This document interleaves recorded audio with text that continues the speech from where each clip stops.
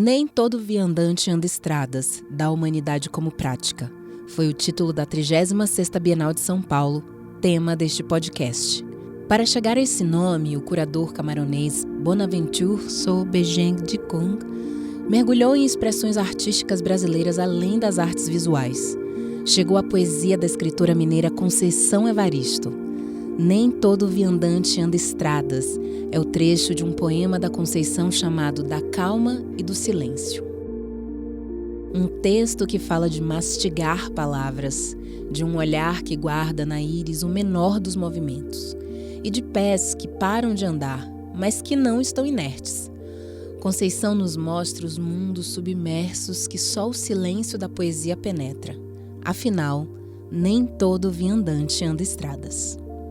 A gente tem algumas questões bem bonitas na construção dessa frase, né? Primeiro é o viandante, que muita gente acha que é uma palavra inventada, mas é só uma palavra pouco usada, que é um recurso que a gente tem muito fortemente também na música, que a gente encontra palavras que a gente não usa e acha que foi invenção do autor ou da autora. Essa é Keina Eleison, co-curadora at large da equipe convidada por Bonaventure para pensar esta edição da Bienal. Colocar o pé na frente do outro não necessariamente é andar. Então, vir andar não necessariamente é caminhar. Então, a ideia do voo, a ideia do nadar, a ideia do imaginar. A estrada não é uma possibilidade única para se viandar. Esse viandante, essa viandante, é uma pessoa que eu encaro quase como essa caminhada pela vida. Esse é Tiago de Paula Souza, que também faz parte da equipe de curadores da 36ª Bienal de São Paulo. O título ele funciona também muito bem com o subtítulo, né? Porque o subtítulo é da humanidade como prática. Então, da humanidade como prática é muito direto. Agora, nem todo viandante anda estrada traz uma coisa mais... um elemento poético, mais difuso. Para mim, ele traz muito essa presença humana aqui no planeta. Então, uma caminhada pela vida, uma caminhada meio errática. A gente também chamou para conversar a escritora, professora e crítica de arte Verônica Stiger, que tem tudo a ver com esse cruzamento de mundos que a Bienal propõe. Nem todo viandante anda estradas. Há mundos submersos que só o silêncio da poesia penetra. Então, ou seja, há mundos interiores, há mundos submersos, há mundos abaixo desse mundo sobre o qual a gente caminha. Ela transforma, na verdade, o poeta nesse viandante, né? Nesse viajante, mas nesse viajante que não necessariamente anda por estradas, né? Mas que viaja em si mesmo, né? Viaja na sua própria imaginação. Para Verônica, trazer um poema para o título da Bienal dá força à proposta da exposição. O que é interessante na poesia é que ela presta atenção justamente nessa concretude da palavra, né? Então, ou seja, é como se ela chamasse atenção para a palavra como palavra, né? Como se a gente visse essa palavra pela primeira vez, né? Então, eu acho que isso dá uma concretude maior, na verdade, às coisas, né? Além dela trazer uma série de imagens e nos fazer ver determinadas coisas de uma maneira diferente, né? Todos os tipos de arte, de alguma maneira, elas estão interconectadas, né? É claro que elas têm especificidades, elas têm um modo de fazer mais específico, mas é insistir em que são só soluções diferentes para questões muito humanas, né? Ou para sejam perturbações humanas, ideias humanas, sonhos humanos, fantasias humanas. Eu sou a cantora Xênia França e esse é o 7º e último episódio da 2ª temporada do podcast Em Obras, uma produção da Fundação Bienal de São Paulo em parceria com o UOL.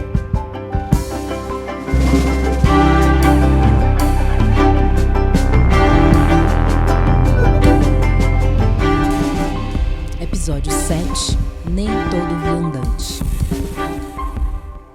No episódio de hoje, Nem Todo Viandante, a gente fala sobre a poesia e sua relação com a Bienal de São Paulo e com as artes visuais.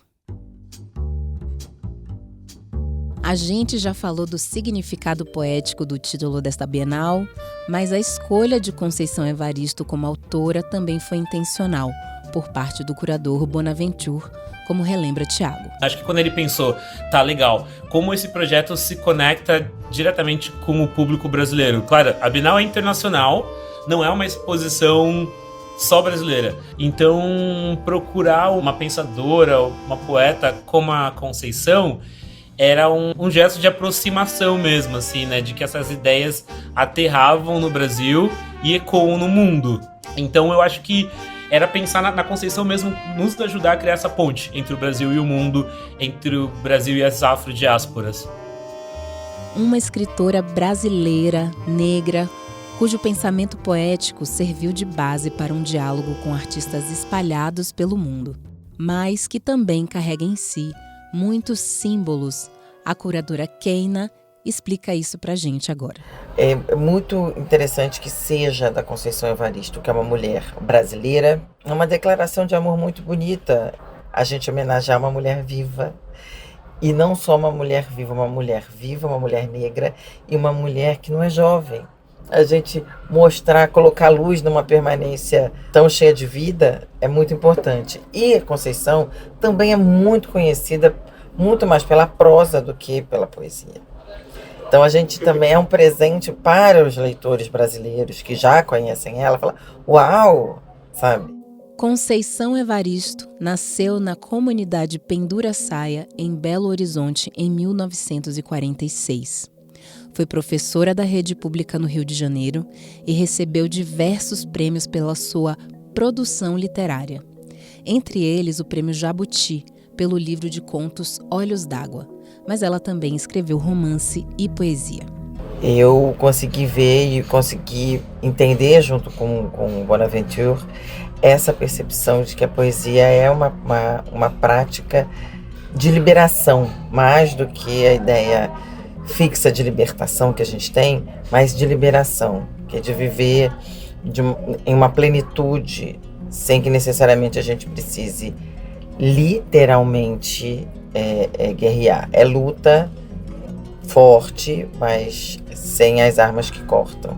A gente corta de outras formas. E o que faz a poesia ser tão poderosa para ter a sua ação comparada a de uma luta?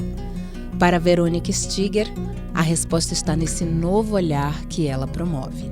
E ela tem essa linguagem potente, acho que justamente por conta dessa atenção à linguagem, tanto a poesia quanto a literatura, de uma maneira geral, elas nos fazem ver o abismo, Então, ou seja, elas nos colocam diante do abismo, elas nos fazem ver coisas que a gente não veria de um outro modo, nos tira uma visão automatizada em relação às coisas. E em tempos de algoritmo, atenção fragmentada, notificações, desautomatizar o olhar não é pouca coisa. Então, quando a gente está num momento de tanta correria, a gente trazer um poema que se chama Da Calma e do Silêncio é muito importante, Porque existem, mesmo nesse caos que a gente anda, existem muitas pessoas que têm calma e tranquilidade para arquitetar o caos que a gente está vivendo. Eu quero trazer a inquietude para essas pessoas com a minha própria calma, com a calma também dos meus. E a potência dessa reflexão não ficou apenas no título da Bienal, como explica o curador Tiago de Paula Souza. Todos os artistas, todo mundo que foi convidado, leu o poema. E todas as pessoas que estão vivas, participantes, leram o poema. E então eu acho que, de alguma maneira, todos os trabalhos novos estavam respondendo para esse poema da Conceição. A gente traduziu ele, para o inglês, para o francês, para que os diferentes artistas pudessem ler e se envolver com aqueles versos. Porque a gente pensou a expografia a partir dessa prática poética, a gente pensou a construção, a lista de artistas a partir de uma prática poética e também as invocações em cima de uma prática poética. Então, a poesia, digamos, é o grande... chove na gente o tempo inteiro, As invocações que Keina comentou foram encontros feitos antes da Bienal abrir as portas para o público e aconteceram em 4 territórios diferentes: Marrakech, no Marrocos, Ilha de Guadalupe, no Caribe, Zanzibar, na Tanzânia e Tóquio, no Japão. Cada um desses encontros foi cheio de poesia, música e performance. Então, cidades muito diferentes, umas da outra, contextos muito diferentes um dos outros, para entender como aquelas comunidades pensavam sobre a humanidade, como a humanidade era exercida ali. Em Guadalupe, por exemplo, a equipe curatorial conheceu uma mistura de dança e luta com uma filosofia própria. Uma expressão da capacidade daquele povo de seguir em frente apesar dos desafios. Por exemplo, em Guadalupe tinha o Big D, que é uma dança, luta, uma prática filosófica criada pela pensadora e também antropóloga Lena Blue, que é de Guadalupe. Ela imagina essa espécie de habilidade de contorno e de elasticidade para seguir a vida mesmo diante de 1 milhão de problemas. Podem te dar rasteiras, mas sei lá, você vai pular e dançar, talvez. Esse foi um dos tipos de danças que a gente encontrou no caminho da pesquisa. Era o encontro não só da poesia com as artes visuais, mas a poesia com a música, com a dança, com acho que expressões artísticas, culturais, que nem sempre a gente lembra que faz parte de um contexto da arte contemporânea. Mas são todas intricadas, né? As invocações, esses eventos nesses lugares que ajudaram na pesquisa da Bienal, fazem parte desse olhar coletivo que a 36ª Bienal carregou. Além de mergulhar em diferentes culturas, também houve o resgate de saberes ancestrais. Uma preocupação que se conecta com o conceito de escrevivência, cunhado por Conceição Evaristo, que é um tipo de escrita pautado pela vivência coletiva, especialmente de mulheres negras. Então é lindo essa terminologia da escrevivência, que é para além de viver a escrita, é entender que a escrita é viver. Então nas artes visuais eu acho que a escrevivência está em praticar da forma mais saudável possível, da forma menos agressiva possível, dentro de um mundo tão agressivo que a gente anda, nas mínimas coisas, para a construção, não apenas de exposição, mas de pesquisa, de troca com artistas, de uma justeza que vai se colocando cada vez mais. Uma forma de criar que é, ao mesmo tempo, uma forma de viver. Quantos conceitos e ideias bonitas passaram por aqui ao longo deste episódio que já está chegando ao fim. E eu aproveito para perguntar que outros jeitos de viandar você, ouvinte, tem para além das estradas. Esse foi o último episódio da 2ª temporada do podcast Em Obras da Fundação Bienal de São Paulo. Muito obrigada a quem nos acompanhou até aqui e veio comigo descobrir um pouco mais do que foi a 36ª Bienal de São Paulo, que já deixa saudades. Eu sou a cantora Xênia França e para mim foi uma honra, além de ser embaixadora, uma das embaixadoras pelo projeto Vozes Bienal, ser também a narradora da 2ª temporada deste podcast. Um abraço a todos e até logo. A 2ª temporada de Em Obras tem narração de Xênia França. A pesquisa, reportagem e roteiro são de Laura Ming. O tratamento de roteiro é de Laura Kapelushnik. Coordenação de Lígia Carriel e Laura Kapelushnik. Produção executiva de Lígia Carriel. O desenho de som e montagem são de Mariana Romano. Gravação e supervisão de som de João Pedro Pinheiro. Trilha sonora da Epidemic Sound. A arte é de Yasmin Ayumi. A gerência geral é de Irineu Machado.